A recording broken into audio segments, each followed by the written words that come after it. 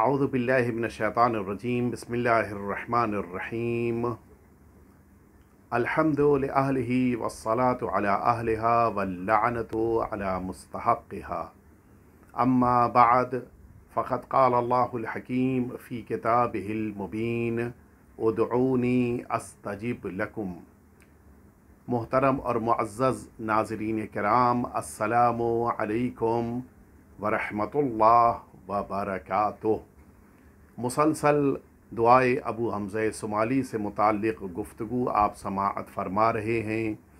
انسان جس موقع کے اوپر پریشان حال ہو، مشکلات میں گر گیا ہو، کسی طرف کوئی راستہ، کوئی دروازہ کھلا ہوا دکھائی نہ دے رہا ہو، ہر طرح سے نا امید اور مایوس ہو چکا ہو، ایسے وقت میں بھی جو دروازہ کھلا رہتا ہے اور جس دروازے پر جا کر انسان اپنے دل کی بات کہہ سکتا ہے، وہ دروازہ ہے پروردگار کا در۔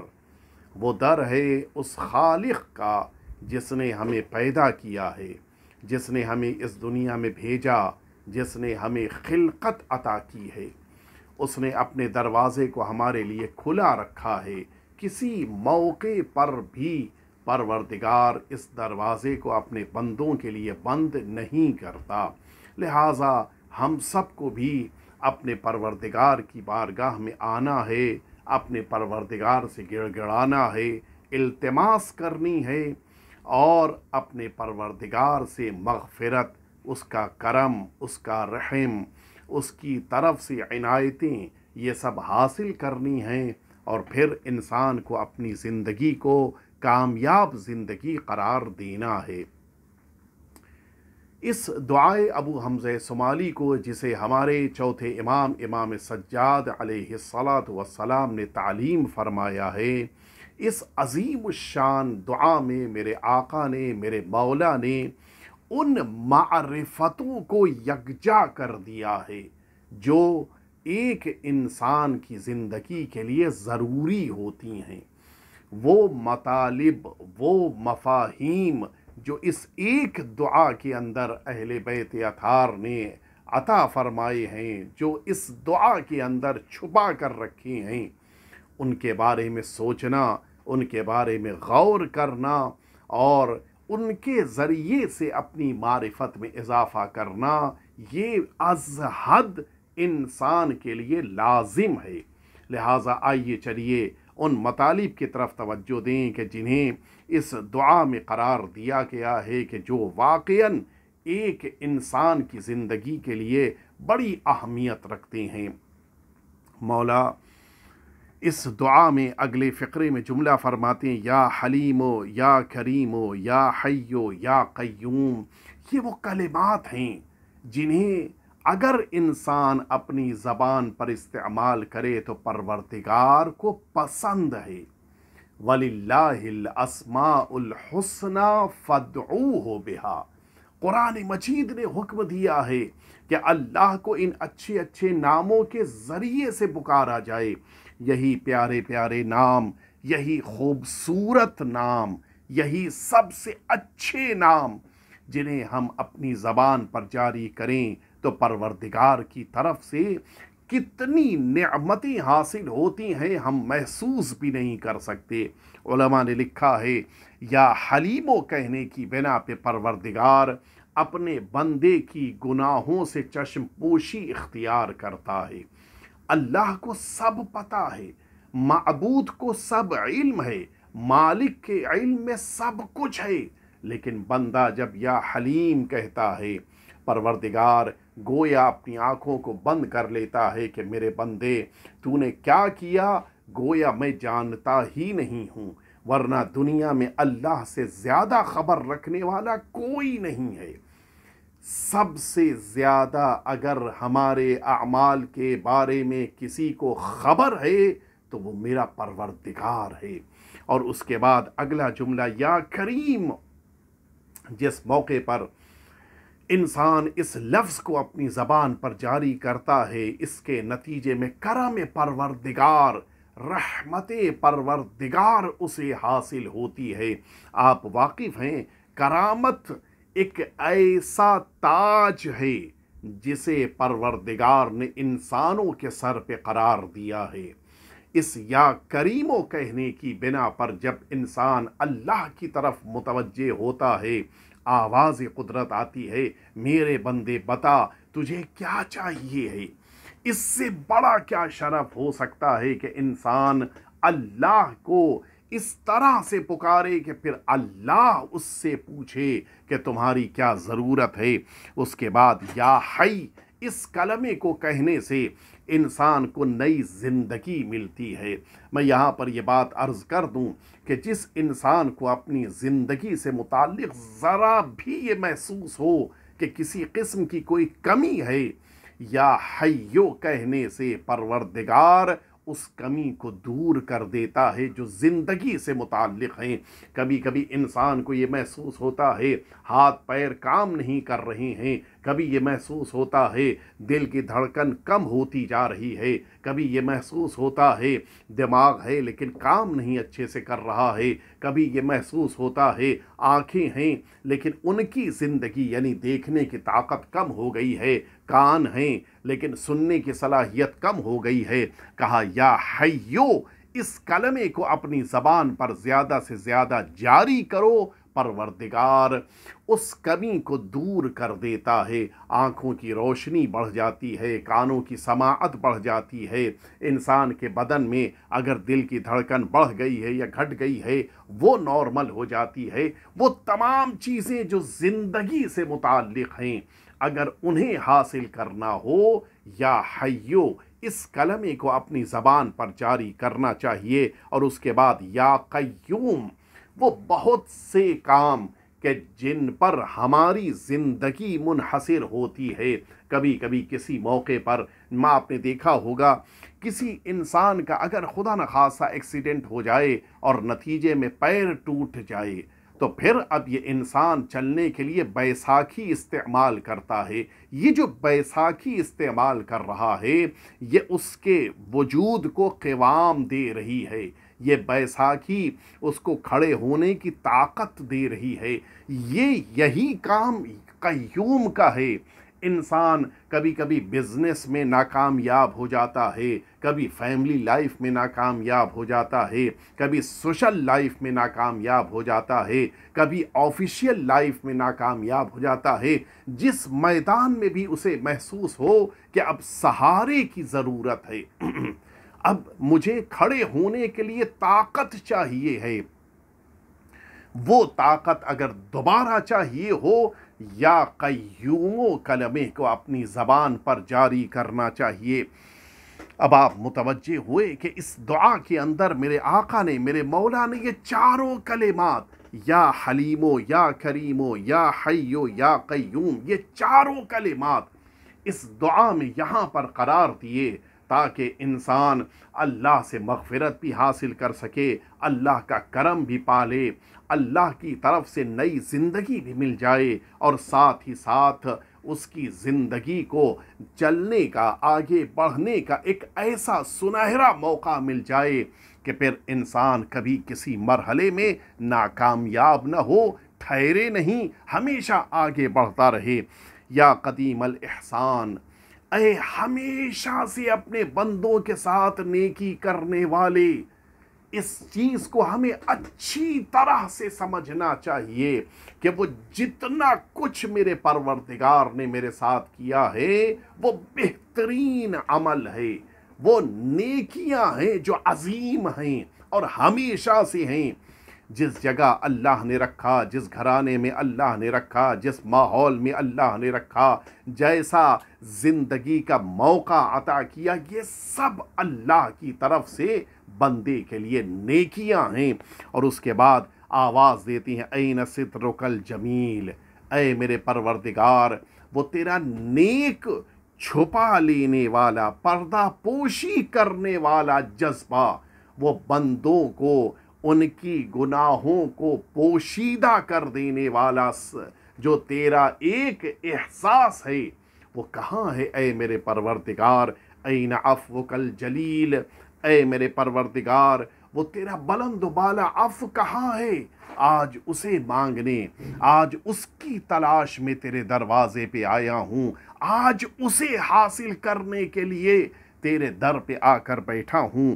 این فرجک القریب، اے میرے پروردگار وہ جو آسانیاں جو قریب آ جاتی ہیں وہ آسانیاں کہاں ہیں اے میرے پروردگار جو تو عطا کر دیتا ہے۔ مشکلات بڑی سے بڑی ہو لیکن جب پروردگار کی طرف سے فرج آ جائے وہ مشکل کافور ہو جاتی ہے، ختم ہو جاتی ہے۔ اے میرے پروردگار وہ آسانیاں جو قریب ہیں وہ ہیں کہاں؟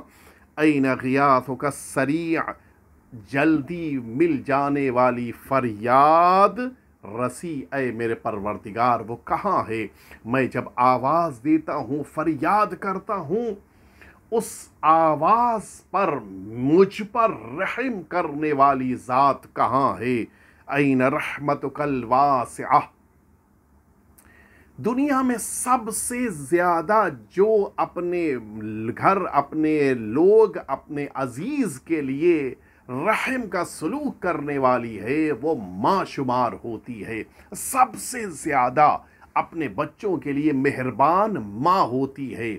لیکن آواز آئی، ماں کے اندر جو جذبہ مہربانی کا پایا جاتا ہے وہ میری قدرت اور میری مہربانی اور میری رحمت کا ایک حصہ ہے۔ 100 اللہ نے اپنے پاس رکھا ہے، ایک ماں کے ذہن میں، ماں کے دل میں قرار دیا ہے۔ جب ایک حصہ ہے تو ماں اپنے بچوں سے اتنی مہربانی کے ساتھ پیش آتی ہے۔ آپ ذرا سوچیں، جب اللہ اپنے بندوں کے ساتھ تمام مہربانی کا سلوک کرے تو پھر کیا کوئی انسان اسے سمجھ پائے گا؟ کیا اسے محسوس کر پائے گا؟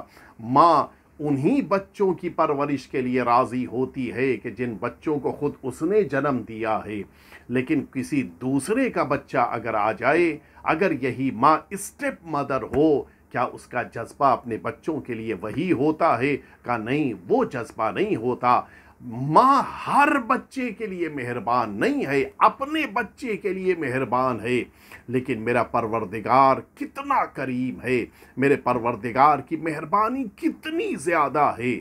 اپنا بندہ ہو یا کوئی غیر ہو، پرستش کرتا ہو نہ کرتا ہو، مانتا ہو نہ مانتا ہو، اقرار کرتا ہو نہ کرتا ہو، حتیٰ اللہ کے مقابل خود خدائی کا دعویٰ کر رہا ہو، پھر بھی پروردگار نہ اس کے رزق کو ختم کرتا ہے، نہ اس کی عمر کو ختم کر دیتا ہے، نہ اس کے لیے گھر کی فیسلٹیز کو ختم کرتا ہے۔ ساری اللہ کی طرف سے رحمتیں اس کے حق میں جاری و ساری رہتی ہیں۔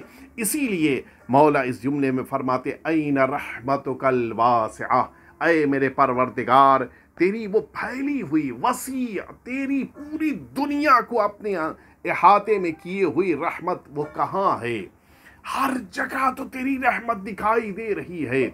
غیروں کے اوپر کرم کرنے والا، غیروں کو رزق دینے والا، غیروں کو زندگی دینے والا، غیروں کو اولاد دینے والا، غیروں کو مال دینے والا، کیا وہ پروردگار اپنے بندوں کو، اپنی پرستش کرنے والے، اپنی عبادت کرنے والے انسانوں اور مؤمنین کو اپنی رحمت میں شامل نہیں کرے گا؟ بل لأنک یا رب خیر الساترین، اے میرے پروردگار تو اپنے بندوں کے لیے بہترین پردہ پوشی کرنے والا ہے۔ ماں بھی اپنے بچوں کی برائیوں کو چھپا لیتی ہے، لیکن اللہ کے مقابل اس کا اپنی اولاد کی برائیوں کو چھپا لینا بہت چھوٹا ہے۔ اللہ نے تو کبھی کسی بندے کی برائی کو لوگوں کے سامنے ظاہر نہیں کیا۔ سب کی برائیاں، سب کی کمیاں، سب کی کوتاہیاں پروردگار کے پاس محفوظ ہیں۔ اس کے باوجود خدا کسی کو نہیں بتاتا، پروردگار کسی کے علم میں آنے نہیں دیتا۔ ماں اپنے اولاد کی برائیوں کو کبھی بھول جاتی ہے، کبھی ایسا ہوتا ہے کہ چھپا لے جاتی ہے اس بنا پر کہ وہ کسی قسم کے فائدے کے لیے اپنے ذہن میں تصور رکھتی ہے، یا کبھی ایسا ہوتا ہے کہ اپنی اولاد کی برائیاں اس وجہ سے وہ بھول گئی کہ اب اس کو اس میں دلچسپی نہیں رہ گئی، لیکن خدا نہ اس کے وہاں بھولنے کا تصور ہے، نہ اس کے وہاں کسی فائدے کا تصور ہے، کسی بھی قسم کا جذبہ نہیں ہے۔ اس کے باوجود پروردگار اپنے بندوں کی برائیوں کو چھپا لیتا ہے، ان کی برائیوں کو لوگوں کے سامنے آنے نہیں دیتا ہے۔ وَأَحْكَمُ الْحَاكِمِينَ، جبکہ پروردگار وہ ہے جو سب سے بہترین فیصلہ کرنے والا ہے۔ اگر خدا سارے بندوں کی برائیوں کو لوگوں کے سامنے لانے لگ جاتا اور فیصلے سنانے لگ جاتا تو آپ یقین جانیں اس دنیا میں کوئی انسان زندگی نہ گزار پاتا، سوا اللہ کے چنندہ بندوں کے کہ جنہیں پروردگار نے ساری برائیوں سے محفوظ رکھا ہے۔ اس دنیا میں بقیہ کوئی رہ نہ پاتا۔ یہ اللہ کا لطف ہے، یہ اللہ کا کرم ہے کہ اس نے ان ساری برائیوں کو چھپا کے رکھا۔ وَأَكْرَمُ الْأَكْرَمِينَ، وہ پروردگار ہے جو کرم کرنے والوں میں سب سے زیادہ کرم کرنے والا ہے۔ اس کا مقابلہ دنیا میں کوئی اپنے کرم سے نہیں کر سکتا۔ ستار العیوب، اللہ وہ ہے جو اپنے بندوں کے عیب چھپا لیتا ہے۔ غفار الذنوب، پروردگار اپنے بندوں کی گناہوں کو معاف کرتا ہے۔ علام الغیوب، خدا وہ ہے جو تمام رازوں کو جانتا ہے، تمام غیب کی باتوں سے واقفیت رکھتا ہے۔ اس کے باوجود اپنے بندوں کی ساری باتوں کو بھلا دیتا ہے، نیکیاں یاد رکھتا ہے، اچھائیاں یاد رکھتا ہے، اور کوشش یہ ہوتی ہے کہ بندے کی وہ اچھائیاں ہی باقی رہ جائیں۔ تستر الذنب بکرمک، پروردگار تو اپنے کرم کے ذریعے سے اپنے بندوں کی گناہوں کو چھپا دیتا ہے، ان کو پوشیدہ کر دیتا ہے۔ وَتُؤَخِّرُ الْعُقُوبَةَ بِحِلْمِكَ، پروردگار اپنے حلم کی بنا پر تو اپنے بندوں کے اوپر اپنے عذاب کو دیر سے بھیجتا ہے، تاخیر میں ڈال دیتا ہے، فوراً عذاب میں مبتلا نہیں کرتا۔ یہ بھی لطف پروردگار ہے، یہ بھی کرم پروردگار ہے۔ ہم سب کو اس سلسلے میں خاص طور سے اللہ کا شکر بجا لانا چاہیے کہ پروردگار نے ہماری برائیوں پر فوراً عقاب نہیں کیا ہے۔ یہ اللہ کا وہ کرم ہے، یہ اللہ کا وہ عظیم احسان ہے کہ جس پر ہمیں شکر گزار ہونا چاہیے۔ پروردگار نے آواز دی کہ شاید میں اس لیے اپنے بندے کے اوپر کبھی فوراً عقاب نہیں کرتا کہ شاید میرا یہ بندہ اس گناہ کے کرنے کے بعد، اس برائی کو انجام دینے کے بعد، اس معصیت کے مرتکب ہو جانے کے بعد شاید پشیمان ہو جائے، شاید نادم ہو جائے، شاید اسے پچھتاوا ہو جائے، اور پھر یہ بندہ میری بارگاہ میں آ کر توبہ کر لے۔ اللہ اتنا کریم ہے، پروردگار اتنا رحیم ہے کہ پھر اس بندے کے توبہ کر لینے کی بنا پر اسے اس طرح سے معاف کر دیتا ہے گویا اس نے وہ کام انجام ہی نہ دیا ہو، گویا وہ اس فعل کا مرتکب ہی نہ ہوا ہو۔ یہ صرف اور صرف ذات پروردگار کے لیے ممکن ہے، اس دنیا میں اور کسی کے لیے اس بات کی گنجائش نہیں ہے۔ فلک الحمد علی حلمک بعد علمک، پروردگار تمام تعریفیں اس اللہ کے لیے ہیں جو اپنے علم کے باوجود حلم اختیار کرتا ہے۔ مشکل ہے انسان جان لینے کے بعد چپ رہ جائے، خاموش رہ جائے، کسی قسم کی سزا نہ دے، یہ ذرا مشکل ہوتا ہے عام انسان کے لیے، لیکن یہ اللہ ہے جو اپنے بندوں کے بارے میں علم رکھتا ہے، جانتا ہے کہ کیا کیا ہے، اس کے باوجود کبھی نہیں کہتا۔ مصلی پہ بیٹھا ہوا انسان جس موقع کے اوپر ہاتھ کو اٹھا کر دعا کرتا ہے کہ خدا مجھے رزق چاہیے، پروردگار مجھے اولاد چاہیے، پروردگار مجھے زندگی میں کامیابی چاہیے، پروردگار مجھے مثال کے طور کے اوپر بزنس چاہیے، نہ جانے کیا کیا مانگتا ہے، کبھی پروردگار یہ آواز نہیں دیتا کہ میرے بندے مجھے پتہ ہے مصلی پر آنے سے پہلے تم نے کیا کیا تھا، مجھے معلوم ہے کہ ابھی تم نے کیا گناہ انجام دیا تھا۔ کبھی پروردگار نہ ذکر کرتا ہے، نہ تانا دیتا ہے، نہ اس چیز کی بنا پر بندے کی آواز کو سننے سے انکار کرتا ہے۔ کیا یہ اللہ کا کرم نہیں ہے؟ کیا اس پر بندے کو شکر گزار نہیں ہونا چاہیے؟ مولا اسی بات کی طرف متوجہ کرا رہے ہیں۔ علم کے باوجود، جاننے کے باوجود اللہ نے حلم اختیار کیا، اللہ نے بردباری اختیار کی، بندے سے چشم پوشی اختیار کی۔ میرے پروردگار اس کے لیے ہم تیری بارگاہ میں شکر گزار ہیں۔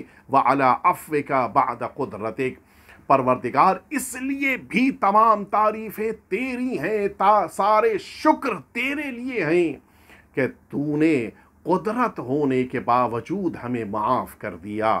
تیرے پاس طاقت تھی، تیرے پاس توانائی تھی، تو چاہتا تو ہماری کوتاہیوں کی بنا پہ ہمیں تباہ کر دیتا، برباد کر دیتا، لیکن اس قدرت کے باوجود تو نے ہمیں معاف کر دیا۔ اس قدرت کے باوجود تو نے دامن عفو میں جگہ دی، اس لیے ہم تیرے شکر گزار ہیں۔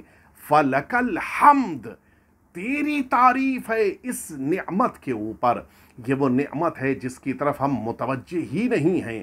امام متوجہ کرا رہی ہیں، جاننے کے باوجود علم کا اختیار کرنا یہ بھی بندوں پر اللہ کا رحم ہے، اور قدرت کے باوجود بندے کو معاف کر دینا یہ بھی اللہ کی وہ نعمت ہے جس پر بندے کو شکر گزار ہونا چاہیے۔ یہ نعمتوں کے ذکر سے محسوس ہوتا ہے۔ امام چاہتے ہیں انسان ہر وقت اللہ کی طرف متوجہ رہے۔ یا غافر الذنب، اے گناہوں کو معاف کرنے والے، یا قابل التوب، اے توبہ کو قبول کرنے والے، یا عظیم المن، اے اپنے بندوں کے اوپر بڑے بڑے کرم اور احسان کرنے والے، یا قدیم الاحسان، اے اپنے بندوں کے اوپر بڑے احسانات، بڑی نیکیاں ہمیشہ انجام دینے والے۔ اس کے بعد وہی جملے کی تکرار فرماتے، N سترک الجمیل، N عفوک الجلیل، N فرجک القریب، N غیاثک السریع، N رحمتک الواسعہ۔ اس کے بعد فرماتے، این عطایاک الفاضلہ، اے میرے پروردگار جو تیری طرف سے عطائیں ہو رہی تھیں مسلسل، جو مجھ تک تیری طرف سے نعمتیں آ رہی تھیں، وہ کہاں ہیں؟ این مواہبک الہنیہ، جو مسلسل تیری بارگاہ سے بخششیں ہو رہی تھیں، اب وہ بخششیں کہاں ہیں؟ این ثنائک الثنیہ، اے میرے پروردگار وہ جو بڑے بڑے انعامات تیری بارگاہ سے مل رہے تھے وہ اب کہاں ہیں؟ این فضلک العظیم، وہ تیرا بڑا فضل اب کہاں ہے؟ اے میرے پروردگار اب وہ فضل مجھے کیسے کیوں نہیں مل رہا؟ این منک الجسیم، وہ تیری عظیم بخشش جو اپنے بندوں کے لیے ہو رہی تھی اب وہ کہاں ہے؟ این احسانک القدیم، وہ جو ہمیشہ سے تیرا نیکی کا سلوک میرے ساتھ ہوتا تھا میرے پروردگار اب وہ کہاں ہے؟ این کرمک یا کریم، اے میرے پروردگار وہ جو ہمیشہ تیرا کرم مجھ پر ہوتا تھا وہ کہاں ہے؟ بہی فاستنقذنی، اے میرے پروردگار اسی کرم کی بنا پر مجھے نجات دے دے۔ وبرحمتک فخلصنی، اے میرے پروردگار اسی اپنی رحمت کی بنا پر مجھے رہائی عطا کر دے، مجھے ان سارے مصائب و آلام سے باہر نکال لے۔ یا محسنو، اے ہمیشہ نیکیاں کرنے والے، یا مجملو، اے اچھی صفات رکھنے والے، یا منعمو، اے وہ ذات جو نعمتیں عطا کر رہی ہے، یا مفصلو یا مفضلو، اے بلندیاں دینے والی ذات، लस्तु अत्तकिलु फिन नजात मिन इकाबिका अला अमालिना। ऐ मेरे परवरदिगार, हमने कभी भी अपने नजात के लिए अपने अमाल पे भरोसा नहीं किया है। कभी ऐसा नहीं है कि हम नमाज़ें लेकर तेरी बारगाह में खड़े हों, रोज़ा लेके तेरी बारगाह में खड़े हों, अपने कुरान पढ़ने को तेरी बारगाह में लेके हाजिर हुए। कभी हम अपने अमाल पे भरोसा करते हुए नजात के तलबगार नहीं बने हैं।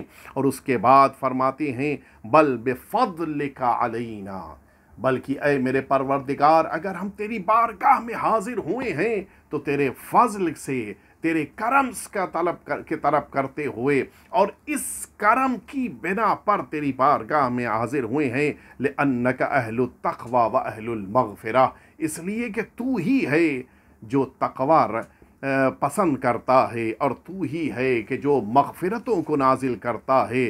तुब्दिउ बिल इहसान निअमन व तअफु अन ज़म्ब करमा, ऐ मेरे परवरदिगार, तू ही है जो अपनी नेमतों का आगाज़ नेकियों के ज़रिए से करता है, और तू ही है कि जो अपने बंदों के ऊपर करम करता है उनकी गुनाहों को माफ़ करके। मैं अर्ज़ करूँ कि रवायत में वारिद हुआ है कि जिस मौके के ऊपर इन दो फरिश्तों को परवरदिगार ने हम सब के दाएं और बाएं करार दिया है, कितना करीम है परवरदिगार। ये दोनों मलक जिस मौके के ऊपर हमारे अमाल को लिख कर वापस पलटते हैं और जाकर लौहे महफूज की तरफ देखते हैं, चूँकि यहाँ जो कुछ भी मलक लिख रहे हैं वो सब लौहे महफूज के ऊपर उभर के आ रहा है, वो सब लौहे महफूज के ऊपर छप जाता है। जिस मौके के ऊपर मलकुल मौत पहुँचते हैं और इस लौह को देखते हैं, लौहे महफूज को, और देखते हैं कि बंदे के लिए जो बुराइयां लिखी थी ज़मीन पर, उन बुराइयों को तो कहीं भी ढूंढने के बावजूद नहीं मिल पा रही हैं। लौहे महफूज पर, इस बोर्ड पर कोई बुराई नहीं लिखी है। बड़े ताज्जुब के साथ आवाज़ देते हैं कि ऐ मेरे परवरदिगार, हमने कोई कोताही नहीं की है, जो इसने बुराई अंजाम दी थी वो हमने फ़ौरन लिखा था, कभी हमने कमी नहीं की है। लेकिन परवरदिगार, यहाँ इस लौह के ऊपर तो वो बुराइयाँ दिखाई नहीं दे रही हैं। आवाज़ आती है, ऐ फरिश्तों, तुमने सही लिखा था, लेकिन वो बुराइयाँ जो तुमने लिखी थीं वो बुराइयाँ मैंने मिटा दी हैं, वो बुराइयाँ मैंने ख़त्म कर दी हैं, इसलिए कि मेरा बंदा उन बुराइयों को अंजाम देने के बाद तुम्हारे अर्श पर आने से पहले मेरे दर पे आया था, गिड़गिड़ा रहा था, मुझसे इल्तिमास कर रहा था, पशेमान था, मुझसे तौबा कर रहा था। मैंने उसकी तौबा को कबूल कर लिया, लिहाजा मैंने उसकी बुराइयों को ख़त्म करके उसके लिए नेकियों को यहाँ पर लिख दिया। यानी ये अल्लाह का करम है, बुराइयों को ख़त्म भी कर देता है, नेकियों को लिख भी देता है। हत्ता बुराइयां इस तरह से महो हो जाती हैं कि फिर इन मलाइका को भी खबर नहीं हो पाती। कितना करीम है मेरा परवरदिगार, और कितना अपने बंदों की बुराइयों को छुपाने वाला है परवरदिगार। इसीलिए इस माह मुबारक रमज़ान में हम सबको अपने परवरदिगार से इल्तिमास करनी चाहिए, गिड़गिड़ाना चाहिए, और इसके साथ कोशिश करनी चाहिए कि अपनी गुनाहों को परवरदिगार से बख्शवा लें। आइए परवरदिगार की बारगाह में हाथों को उठाकर दुआ करें, परवरदिगार हमारे आका और मौला के ज़ुहूर में ताजील फरमा, और इस मुबारक महीने में हम सब की इबादतों और हमारी बंदगी को भी अपने मकबूलियत की बारगाह में करार फरमा। और परवरदिगार, जितने बंदे तेरी बारगाह में दुआ कर रहे हैं उन सब की दुआओं को भी कबूल फरमा। वसल्लल्लाहु अला सय्यिदिना मुहम्मद व आलिहि तय्यबीन ताहिरीन।